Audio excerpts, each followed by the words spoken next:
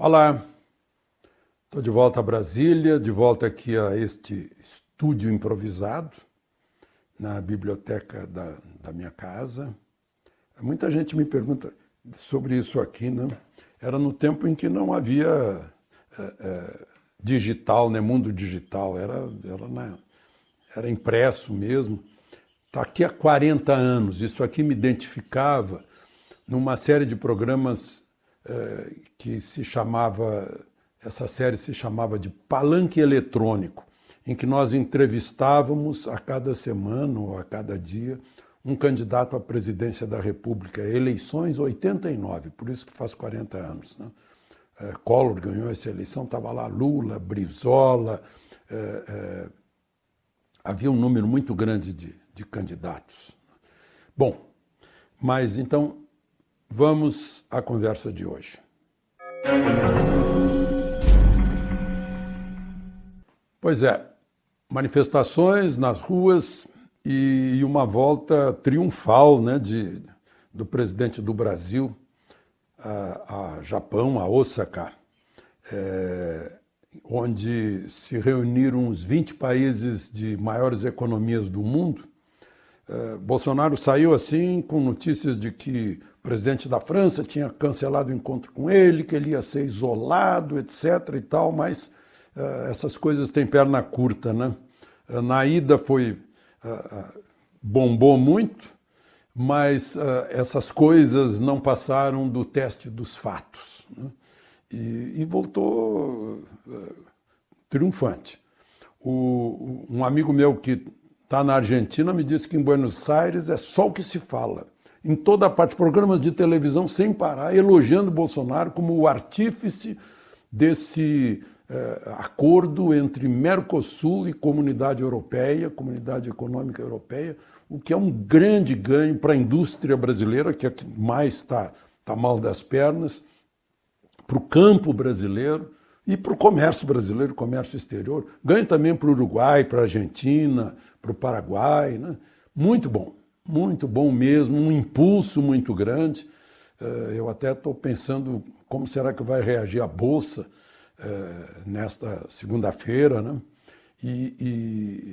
Enfim, um ganho muito grande, mas não foi só isso, né? Pôde conversar com o presidente da China, com o presidente dos Estados Unidos eu nunca vi nada igual. E olha que eu já vi muito, né? Eu era menino, mas eu ouvia as pessoas comentando o encontro de Roosevelt com Vargas em Natal, né? Depois vi o encontro de Truman com Dutra, Juscelino com Eisenhower, né? Presenciei pessoalmente no Palácio do Planalto Jimmy Carter com Geisel, né? Aquela conversa do Obama chamando o Lula, dizendo "That's the guy", né? Esse é o homem, né? Esse é o cara, né? Mas agora, olha, eu até anotei uns trechinhos aí, eu nunca vi nada igual. O Trump dizendo para Bolsonaro, ele é um homem muito especial, está fazendo ótimo trabalho, teve uma grande vitória eleitoral, é amado pelo povo, Brasil e Estados Unidos estão mais juntos do que nunca. Já Bolsonaro, torço pela sua reeleição, né? Já deu palpites de política interna do outro país. Torço pela sua reeleição, gosto de você, e a política do Brasil mudou, né?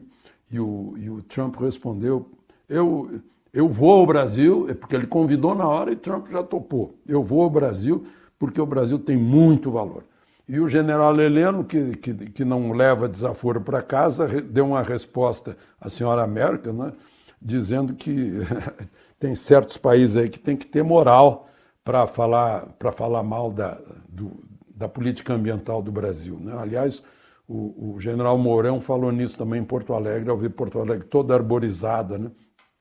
A Alemanha está reflorestada, né? Mas a floresta natural foi destruída por lá, né? Está tudo reflorestado. Mas, enfim, né, se a gente for pegar Estados Unidos e países europeus, vão ver que estão falando mal do Brasil em vão, né? Por puro preconceito, porque o Brasil é um dos países que mais tem reservas florestais no mundo, né? Longe dos outros. Bom, uma outra questão é essa história, né, que inclusive na ida para o Japão pegou esse taifeiro de bordo. Taifeiro é como se chama na Força Aérea o comissário de bordo, esse segundo sargento, que já fez não sei quantas viagens e que agora felizmente foi flagrado lá em Sevilha, né, num outro avião e não num avião presidencial, como andaram dizendo, né? Mentira tem perna curta. E Bolsonaro chegou a dizer que pena que ele não estava na Indonésia, porque na Indonésia é pena de morte, como já aconteceu com brasileiros que entraram na Indonésia com droga. 39 quilos de cocaína e não é a primeira vez, né? Já foi pego um C-130, que é aquele, acho que é o Búfalo, eu sempre confundo o Búfalo, o Hércules é o maior, que estava fazendo um voo para a Espanha também. Rio de Janeiro, Recife, depois fazia escala na África e ia para a Espanha, né? Toda a tripulação foi presa, inclusive um tenente-coronel e um major, piloto e copiloto. Pegaram 17 anos de prisão, né? Tinha cocaína a bordo também. Depois pegaram habeas corpus, né? Agora, a Justiça Militar já condenou por droga 656 militares de 2010 para cá. Então, isso é um aviso de que é preciso ter ainda mais cuidado com aviões presidenciais. Aliás, eu quero contar uma história para vocês que me foi contada pelo massagista, o fisioterapeuta de Geisel. Eu cobri a viagem no Japão, mas, claro, eu não estava no avião presidencial, avião de Geisel, 1977. Né? Fez uma viagem muito proveitosa ao Japão e aí esse massagista, fisioterapeuta me contou que a dona Amália Lucy, filha de Geisel, né, entrou no avião com pacotes de compras. Geisel viu aquilo e disse, o que é isso? Ela disse, eu fiz umas comprinhas. Comprinhas não, isso é contrabando, contrabando não entra no avião presidencial. E mandou ela deixar lá fora os pacotes de compras. Ela entrou sem esses pacotes. Bons exemplos, né? Mulher de César, não basta ser honesto, tem que parecer ser honesto. Não, podia ser comprinha, não, deixa para lá, são comprinhas, né? Ele não deixou para lá. Né? Então tem que haver rigor, sim, em voos da Força Aérea Brasileira, né? Já que não é a primeira vez. Essas coisas já aconteceram antes e esse taifeiro, sabe lá, fez muitas viagens, sabe lá quantas ele fez, né? Lá atrás, com o mesmo objetivo. Né? Os tais tenente-coronel e major de que eu falei há pouco, naquele outro voo, iam entregar para o irmão de um deles na Espanha, que já tem um esquema, né? Claro, tem quem vai receber. Bom, outra coisa é que nesta segunda-feira, amanhã, faz 25 anos do Plano Real.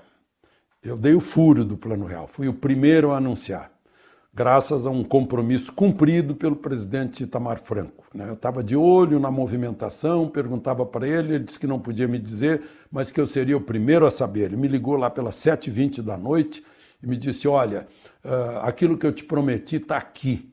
Eu disse, o que é, presidente? É um plano econômico. Eu disse, mais um, presidente, mais um plano econômico? A inflação estava 5.000% ao ano. Inflação mensal 84%, uma coisa incrível, né? Aquele desastre no governo Sarney do plano cruzado, era só plano que não dava certo, eu não acreditava mais em plano. Ele disse, não, mas isso é algo especial, essa é uma tal de URV aí, que eu nem entendi bem, mas o Fernando vai te explicar. E botou no telefone o ministro da Fazenda, Fernando Henrique Cardoso. Eu demorei a entender o que era, né? Porque tinha correção monetária, a gente estava acostumado com correção monetária. E era uma tal de URV, que era uma espécie de vírus que foi colado na revisão monetária, ia diminuindo a correção monetária, ao cabo de um ano caíram ambos no precipício, desapareceu a correção monetária, desapareceu a URV e surgiu o real. Surgiu o real, que deixou de ser plano para ser cotidiano. Agora, a minha grande emoção nisso tudo, ao recordar, foi o dia em que Gustavo Franco, um dos autores desse plano, me abraçou com lágrimas nos olhos quando soube que eu sou parente do Hjalmar Schacht. O Hjalmar Schacht é Eggers, por parte de mãe, como eu, né? E ele salvou o Marco em 1923, foi presidente do Banco Central da Alemanha, foi julgado em Nuremberg, foi absolvido, né? E foi o pai do real. Né? São 4 medidas e todas as 4 o real se inspirou, copiou do meu parente, do meu primo distante, Hjalmar Schacht, né? Que morreu com 93 anos, depois de ter sido feito presidente do Banco Mundial da Índia, do Canadá, trabalhou na Síria. Ele foi durante muito tempo presidente do Banco Central da Alemanha e não quis largar dinheiro para a Força Aérea, para a Luftwaffe, e perseguido pelo gordo Goering. Ele acabou na prisão. Quando os aliados chegaram, ele estava preso, né? E isso valeu para livrá-lo. Só 2 foram absolvidos em Nuremberg, né? Todos os outros foram condenados à morte, e ele foi um deles. Gustavo Franco, se me vê e ouve, deve recordar esse encontro que me emocionou muito. Aliás, ele fez o prefácio do livro do Hjalmar Schacht, em que conta toda a sua vida, né? Eu digo isso com bastante orgulho por causa do nosso Eggers, meu e dele. Bom, eu dei uma resposta nas redes sociais à ministra Damares, porque ela falou em erradicar todo tipo de violência, seja contra mulheres, homens, LGTBI, crianças, adolescentes, idosos. A minha resposta foi, lamentavelmente, a gente não pode mais dizer brasileiros, né? Porque nós não somos todos unos brasileiros, um só, né? É porque nos separaram, nos segregaram para lançar uns contra os outros. É uma pena que tenha acontecido isso. Vamos nos recuperar. De Brasília, Alexandre Garcia.